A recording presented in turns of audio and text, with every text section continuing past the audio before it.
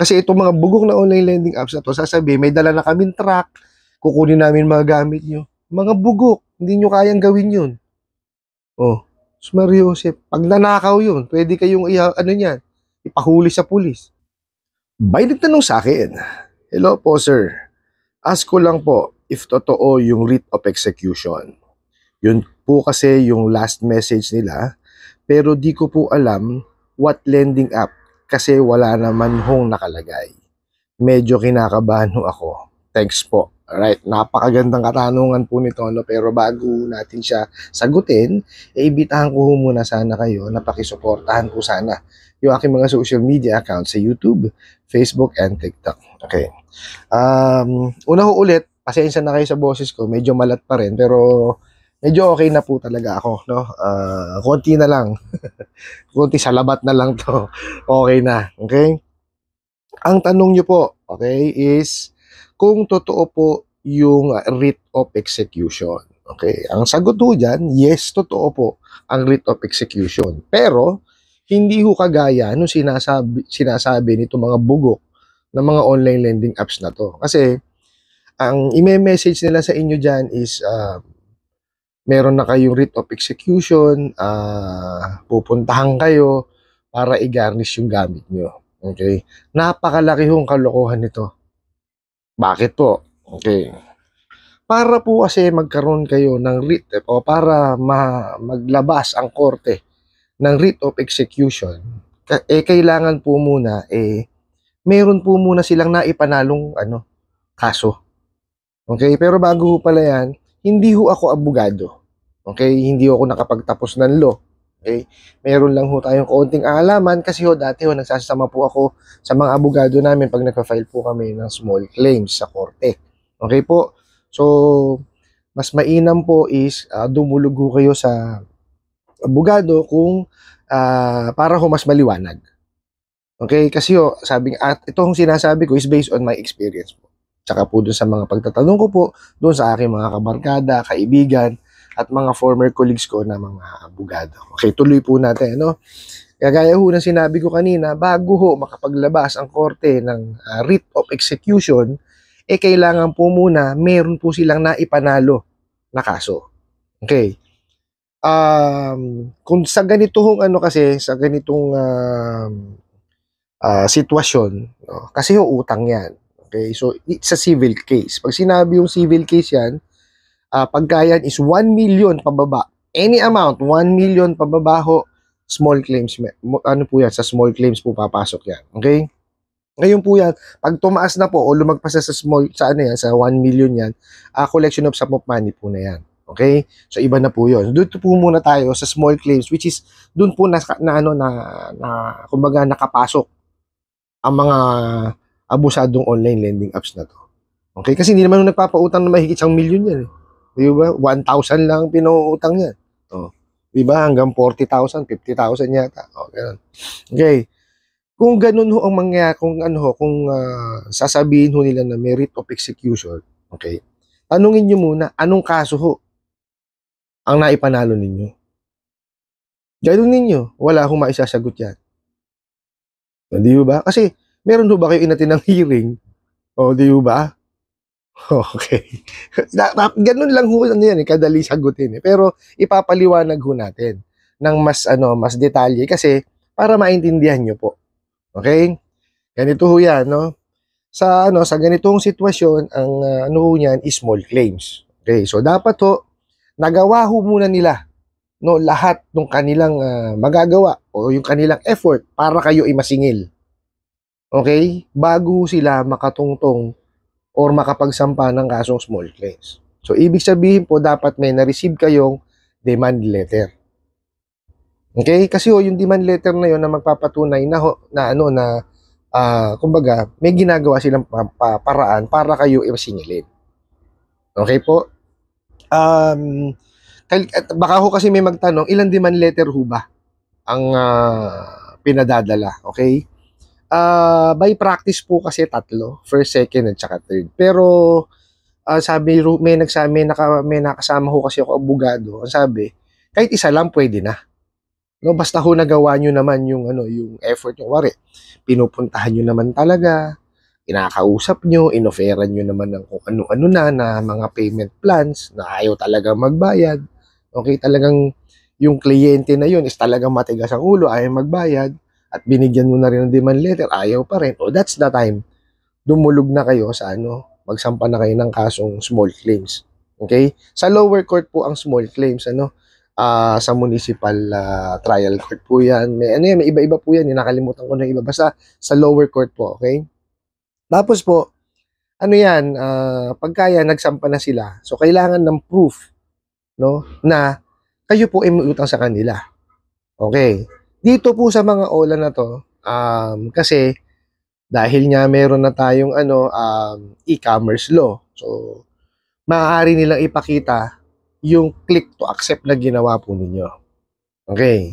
Kaya lang, ano kasi yun questionable yung ano dito sa mga abusadong online lending apps na to kasi beginning of the loan nila ginagawa yung click to accept, which is wrong. Mali kasi yun Dapat to kasi ang click to accept, gagawin yan pag na-explain na sa'yo yung iyong obligasyon. Okay? Baga natapos na yung proseso nung verification, nung CI, yan, natapos na yon. Dapat ano yon, na-fulfill nila yon. At ikaw ngayon, dapat kinausap nila na ito po ang na-approve sa inyo, ito po ang magiging, tatanggapin nyo po ba? Pagka sinabi yung tatanggapin nyo, okay, ito po ang amortization, ito po idadagdag natin, ganito, ganyan, ganyan. Lahat po ng detalye, no, ng utang, sasabihin dapat. Magkano yung dadagdag na interest, magkano ikakaltas, magkano amortization, gaano kahaba ang term, okay, ano ho ba ang magiging penalty pag hindi nakahulog sa takdang oras, yung mga ganun po. Okay? Dapat yun alam. Okay? Ayun yun sa The Truth in Lending Act. Okay? Pagka sinabi nyo okay, that's the time kayong dapat nag-click to accept. Hindi ho yung ginagawa nila na pa lang, simula pa lang po ng pagda-download, mag-click to accept na kayo. Okay? Ano na yon? Kumbaga carry over na siya hanggang dulo, which is mali. Hindi ho tama yun. Maski ho sa reloan nila, ganun. Yun lang, kung ano yung click to accept mo nung una, yun na yun. Okay? Hindi, mali yun. Dapat yun every transaction. May click to accept ka kasi yun yung mo Yun yung signature mo Okay? Yun yung magiging digital or electronic signature mo. Okay po, sana po maliwanag ha. Okay, so yun po. Kailangan nila ng proof. Okay? Tapos po pwede rin ho maging proof yung demand letter na may utang kayo may utang yung kliyente sa kanila. Okay? At kailangan nyo kumbaga bayaran yung obligasyon. Okay? Wala naman nung problema receiving nyo kasi talaga naman nahiram ninyo. Kaya lang ito kasi yung iba natatakot sa demand letter. Wag ho kayo matatakot sa demand letter. Kasi binibigyan pa ho kayo ng pagkakataon nung demand letter, no? Nabayaran siya on a specific number of days. Pinakalagay kong number of days yun Yun ho ang totoong demand letter hindi yung kagaya ng ginagawa ng mga bugok na online lending apps na to na kung ano-anong batas ang nakalagay. Hindi ho ganun ang demand letter. Okay, ang demand letter po dapat may may letterhead, nakalagay po yung detalye nung kliyente, detalye po nung nagpapadala nung lending, tapos yung body of letter, okay, tapos ano magiging consequence pagka hindi nabayaran, hanggang ilang araw, tapos pipirmahan yun. Yun ang laman ng demand letter. Ito mga bugok na online lending apps na to, ang demand letter laman kung ano-anong batas, kung ano-anong pananakot. Hindi yung demand letter yun. Hindi ho papasan demand letter yun. Baka pakain ho sa kanila ni judge yun. Okay? Okay. So ngayon, pagka meron ho kasing demand letter yan, so ibig sabihin may pagpapatunay na kayo may utang. Tapos hindi nyo ho tinupad yung nakasaado sa demand letter. So yan, paproseso na ho yan. Papadalan ho kayo ng notice. Okay? Pagka ho nagsimula na ho yung small claims. Okay? Kayong dalawa ho muna magharap. Okay? Pag-uusapin naman kayo Mediation ho. Pagka nagkasundo kayo, well and good, tapos. No, sasabihin lang, ano na pagkasunduan nyo, ganyan. Let's say, for example, may utang na 10,000. Sinabi na, sige, babayaran ko yung 10,000 sa 5 buwan. O, ibig sabihin, 2, 4, 6, 8, 10. Tiga-tiga 8,000 buwan-buwan. Okay, kung pumayag yung yung kabilang panig, o di okay na, tapos na 'yun. Tapos na ho 'yun, 'di ba? Tapos ganito 'yan. So natapos na, let's say hindi ho tumupad. Okay, babalik ko kayo ngayon sa korte. Si judge ngayon, gagawa ho yun yan ng magpapaano ng writ of execution yan. Okay? Para ho makapag-garnish. Okay? Po pwede ho kasi i-garnish is salary, yung mga real property. Okay? Yan po yung mga po pwede ho i-garnish. Okay? Depende ho yan dun sa sa magiging approval po o sa magiging desisyon ni judge. Hindi ho basta-basta yan. Ngayon, for example po sa property, may nakuha sasakyan. Hindi ho yung sasakyan ang ibibigay dun sa lending. Hindi ho. May bidding ho yun. Okay? Bibenta ho nila yun. Kung magkano man ho yung maging process nun, tsaka lang ho yun ibibigay dun sa lending. Okay? Huwag kayong maniniwala dun sa sinasabi nila na dala-dala nila yung writ of execution.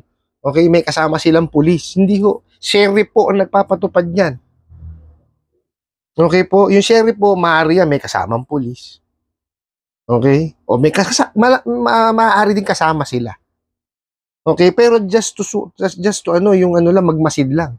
Hindi ho sila pwedeng makialam dun. Tsaka hindi ho sila hahawak ng writ of execution. Pag pinatupad ho yun. Tapos uulitin ko, kung ano man po yung makuha na real property, ibebenta ho yun. Pag nabenta, kung ano man po yung proceed, yung po yung ibibigay doon sa lending. Hindi yung property mismo. Kasi itong mga bugok na online lending apps na to, sasabihin, may dala na kaming truck, kukunin namin mga gamit nyo. Mga bugok, hindi nyo kayang gawin yun. Oh, Mario Joseph, pag nanakaw yun, pwede kayong ipahuli sa pulis. Diba? Ito nga kaming mga maniningil, kaming kolektor, bago kami tumungtong sa loob ng bahay, okay, kakatok muna kami. Makikipagpapakilala kami ng maayos. Tatanungin namin, maaari ho ba kami pumasok kasi tungkol ito sa ganito, ganyan. Pag pumayag siya, well and good. Kung hindi, wala kami magagawa. Hindi kami po pwedeng pumasok sa loob ng property. Mate-trespassing kami. O, di ba? Tapos kayo sasabihin nyo, merit of execution kayo, mga bugok. Wala kayong kaalam-alam talaga sa batas. Hindi ba? Doon ho sa nagpadala ng sulat na ito, ay itong tatanungan na ho ina ito, wag ho kayong kabahan kasi wala naman ho na isa pang kaso Wala pa ho, ni sa hinagap o ni sa wala pa ako narinig na nagsampa ng kaso online lending apps. Lalo kung yan abusado. No? Wala pa ako na Okay, kasi unang-una, ilalo yung mga bugok na yan. Pakot gumastos yan. Hindi nga kayo mapuntahan sa bahay. Di ba? Ano gagawin? Mag-hire ng collection agency. Di ba? Kasi ang ginagawa ho nila, porsyento. Magkano yung makolekta nung collection agency, 30% ho yata. Yun ho yata yung kalakaran ngayon. So, yun yung kikitain ng collection agency. Di ba? Kaya, wag ko kayo natatakot dito sa mga bugok na to. Wala akong kakayanan magpatupad ng writ of execution. Dahil judge lamang, sheriff lamang po ang po pwedeng magpatupad niyan. Huwag niyo hong pinagpapaniwalaan itong mga bugok na to. Ng kamote. Ang maipapayo ko lang naman ho sa inyo, iisa lang naman ho. Mag-ipon po kayo, tsaka nyo ho bayaran. Bayaran nyo ho siya ng one time lang, buo, huwag kayong magpaparsyal. Kasi pag nagparsyal kayo, wala kang patutunguhan yan. Okay po? Kung kung makikipag-ugnayan sila sa inyo, make sure po na yung inyong pag-uugnayan recorded. Meaning through email. No, pwede naman ho yan sa tawag din. Okay? Simulan nyo sa tawag. Makipag-usap sila na maayos sa inyo. Pag maayos silang kausap, pagwari, meron kayong naging agreement na sige, pumapayag ka magbayad ng 2 beses. Hindi kaya babayaran mo siya on a certain discounted amount. ipa-email mo sa kanila yung kasunduan nyo na yun. 'Di ba? Para at least may written. 'Di ba? Kasi yung iba, napapansin ko, sa amin ito napapansin ko. No? Yung iba ayaw mo sumagot ng tawag. So sabi nga namin, hindi naman kami kagaya ng mga abusado online lending apps eh. Baka nag-aano kayo. So pagka sumagot, ini-explain namin, ito, pwede natin ganyan. Tapos sabi na, wag ho kayong mag-alala, email ho namin sa inyo. Ano ho ba yung existing email nyo ngayon? Kasi hindi na namin kayo hindi na kayo sumasagot dun sa sa email namin. Doon sa ginagamit yung email. So magbibigay naman. O yun, sa email namin, kung ano yung napagkasunduan, yun ho yung nakalagay. Yung domain name ho namin ang lumalabas. O yun, so natutuloy po yun. Pagkatapos nila, bibigyan namin certificate of full payment. Tapos. O pagkatapos nun, i-tsaka namin siya i-report ulit sa isasubmit ulit sa CIC para ma-update yung record niya sa CIC. Okay, stand corrected po ako dun sa kahapon kong video na hindi matatanggal Hindi yun natatanggal sa CIC. Na lang ho siya na-update lang po. Iko-correct ko po yung sarili ko, pasensya na ho kayo. Yung video ko kahapon. Hindi ho siya nabubura. Lang ho siya na-update. Okay, so meron niya may cut-off po kasi si CIC niyan para po ma-update. Kasi hindi yun naman po pwede na pag nagbayad kayo, i-update kagad nila. Masyadong matrabaho yun. So, kung ilan ho yung, for example, nagbayad, sa isang lending, yun din ho ang i-update nila sa CIC. Okay po, I hope nasagot ko po itong katanungan na to at sana po yung makatulong. Maraming salamat po sa inyong walang sawang pagsuporta at panonood sa aking mga videos. Maraming salamat po sa inyong pag-like, pag-share, pag-comment at pagtatanong. And kunin ko na rin po itong opportunity na to na imbitahan po sana kayo na pakisuportahan po sana yung aking mga social media accounts sa YouTube, Facebook, and TikTok. Hanggang sa muli po, yun lang.